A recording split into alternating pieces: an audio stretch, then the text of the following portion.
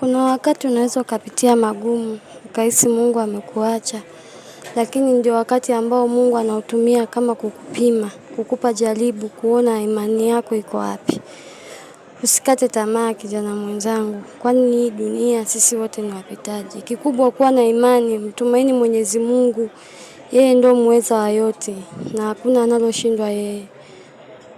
Mengine yote anaweza yeye Bwana.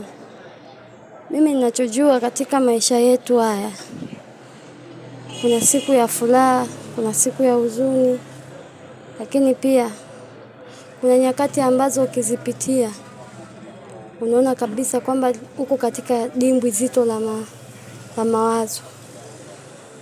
Lakini tambua hakuna mtihani ambao Mwenyezi Mungu anaweza kukupa na ukashindwa kupiga hatua.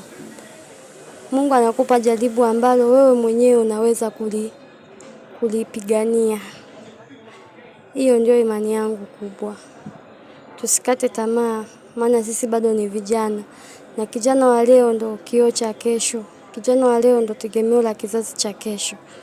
Sisi wote tunaojijua ni vijana kwa sasa. Tunatakiwa tumtangulize Mungu hasa katika hiki kipindi ambacho tunaelekea kufunga mwaka. Mwenyezi Mungu atupiganie na atuepushe na yale makundi mabaya. Ili siku moja na sisi tuweze kuwapa fursa wale wenzetu ambao hawana fursa kama inavyotakiwa.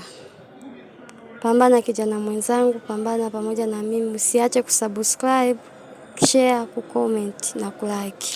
Asante sana na washukuru sana.